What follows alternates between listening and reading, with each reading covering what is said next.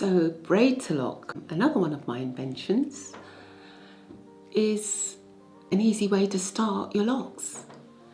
And what I like about Braid2loc, and everybody who are into locks know that there comes a point in your lock journey where the lock starts to misbehave, gets unruly and starts to look untidy.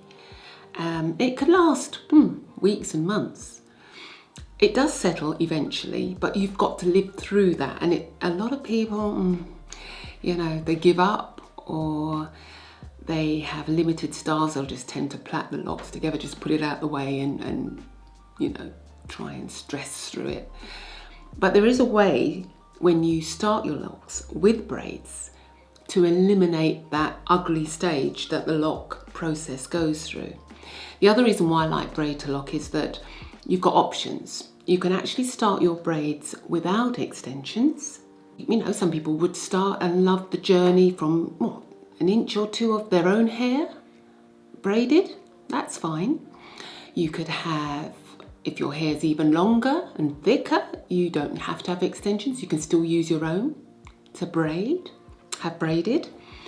And then you've got those who, like me, and this is how I stumbled it in the first place, I actually added extensions, kinky afro natural hair extensions, to my existing locks because I wanted the length like now. I didn't want to wait for years. But what I've devised is to have the braids put in from the word go. So you can have the extended afro kinky hair put in from the word go. And you could have it as short or as long as you want. Some people have the extension just to bulk out their own hair. So they're not really into the length, they just want it to the length of their own natural hair.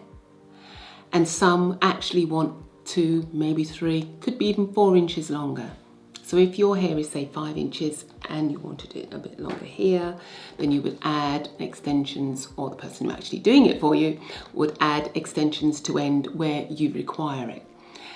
And each section of hair is braided. The ends are left out so that they coil nicely as the hair begins to lock.